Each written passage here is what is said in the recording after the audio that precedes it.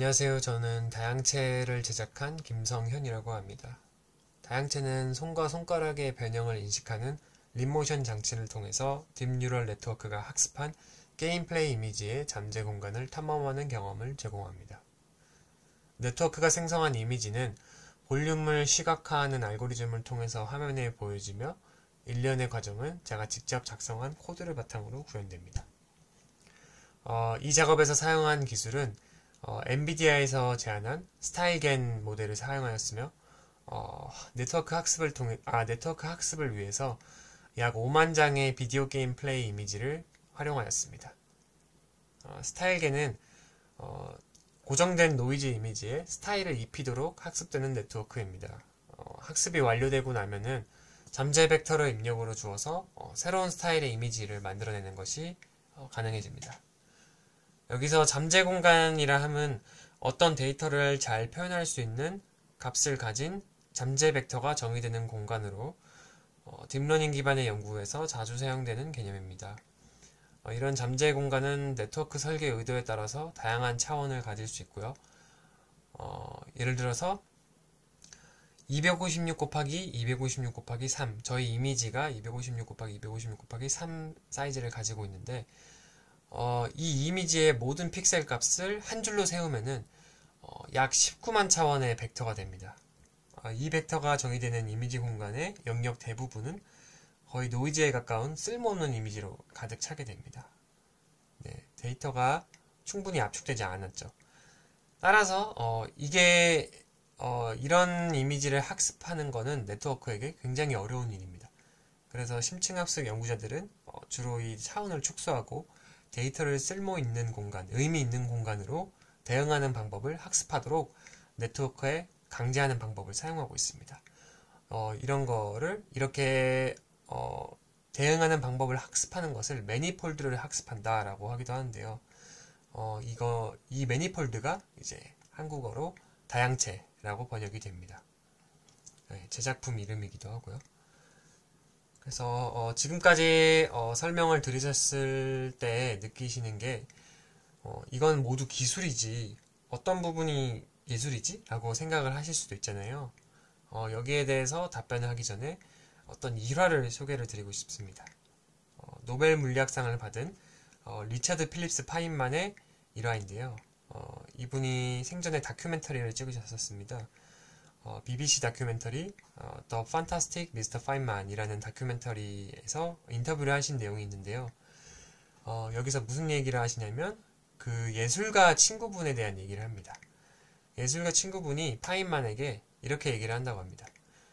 예술가들은 꽃에서 아름다움을 발견하지만 과학자들은 꽃을 분석해서 지루한 것으로 만들지 않느냐 라고 물었다고 합니다. 거기에 대해서 이제 파인만이 무엇이라고 대답을 했냐면 꽃을 과학적으로 분석함으로써 꽃을 이해하고 더 많은 속성을 들여다볼 수 있다라고 이야기를 합니다.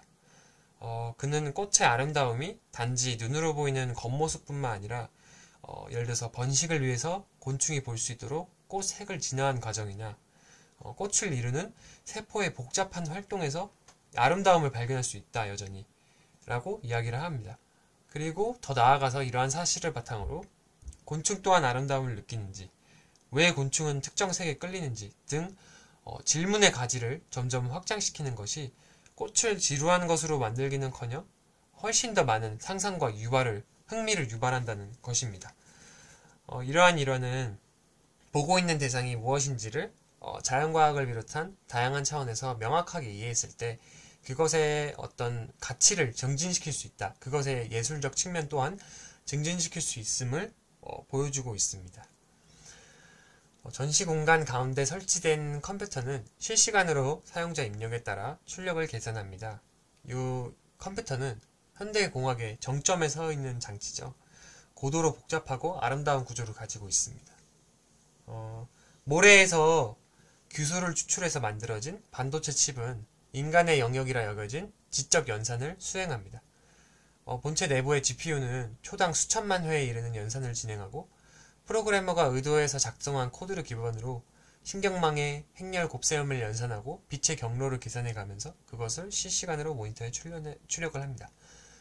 이런 일련의 과정을 상상하노라면 화가의 그림을 보면서 붓질을 상상하는 것과 비슷한 종류의 아름다움을 저는 느낀다고 생각을 합니다.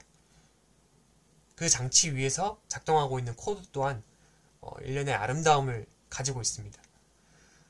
코드가 동작하는 방식을 이해하고 나면 그것에 존재하는 어떤 공예적 아름다움이 있다라고 생각을 하실 수도 있는데요. 저는 디자인과와 컴퓨터공학을 둘 다 전공을 하면서 잘 만든 디자인을 보았을 때 느끼는 아름다움이 잘 짜여진 코드를 보았을 때 느끼는 아름다움과 별반 다르지 않다는 사실을 발견을 했습니다. 어떤 코드는 너무 정교하고 복잡하게 짜져 있어서 들여다보는 사람에게 어떤 웅장한 건축물이나 장편 소설을 보는 것 같은 느낌을 줍니다.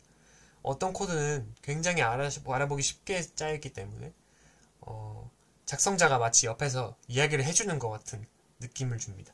어떤 코드는 너무 간결한 나머지 그 코드 작성자의 의미를 쉽게 파악할 수 있고 어떤 의도를 가지고 이걸 했구나 라고 파악을 할 수 있고 그 어떤 대화보다도 깨달음을 주는 경우가 많습니다. 이런 코드들을 보편적으로 잘 짜여진 코드라고 부르는데요. 여기에는 어떤 종류의 아름다움이 존재한다라고 저는 생각을 하고 있습니다. 그리고 이 작업에는 이제 네트워크와 비주얼라이즈를 위해서 제가 직접 작성한 코드가 사용이 되었는데요. 저는 컴퓨터를 이용한 예술 작업에서 작가가 해당 기술의 의미를 이해하고 원하는 방식으로 변형해서 사용하고 있다는 사실이 벨터 베냐민의 표현을 빌리자면 아우라를 지닌다라고 생각을 합니다. 네, 그 아우라는 작가와 관객이 어떤 같은 깨달음을 얻는 과정에서 겪었을 생각의 흐름을 상상하며 그것의 가치를 함께 이해하고 있다는 공감으로부터 비롯됩니다. 컴퓨터 공학 분야의 기술들은 실제로 본인이 구현했을 때 비로소 그 의미를 분명하게 알게 되는 것들이 많습니다. 이런 기술들의 의미에 대한 충분한 이해가 선행되지 않는다면 이 기술을 가져다 쓴다고 하더라도 앞서 설명한 기술적 아름다움의 측면, 다른 측면은 아니고요. 기술적 아름다움의 측면에서 어떤 작가 본인조차 진정한 가치를 깨닫지 못한, 그러니까 일종의 복제물이라고 이야기를 할 수 있겠죠. 네, 그래서 저는 그렇게 생각을 하고 있고요. 저는 그래서 이 작업의 시작 또한 사실은 신경망 뉴럴 네트워크를 구현하는 과정에서 발견한 것으로부터 출발을 했습니다.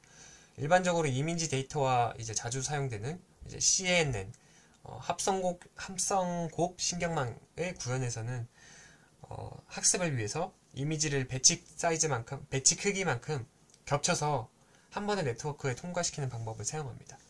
이것은 다른 관점에서 보았을 때 이미지가 쌓여있는 3차원 볼륨이라고 생각을 할 수 있고요.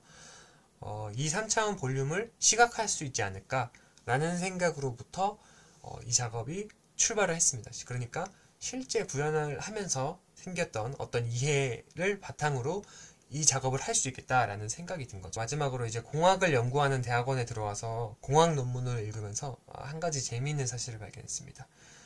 현존하는 가장 발달한 기술을 소타라고 부른다는 것인데요. 소타가 무엇의 약자이냐면 State of the Art라고 합니다. 그러니까 예술의 경지라는 거죠. 그러니까 이 말이 의미하는 바는 극도로 발달한 기술은 예술과 기술 구분하기가 어렵다라는 것을 의미한다고 저는 생각을 하고요. 네, 들어주셔서 감사합니다.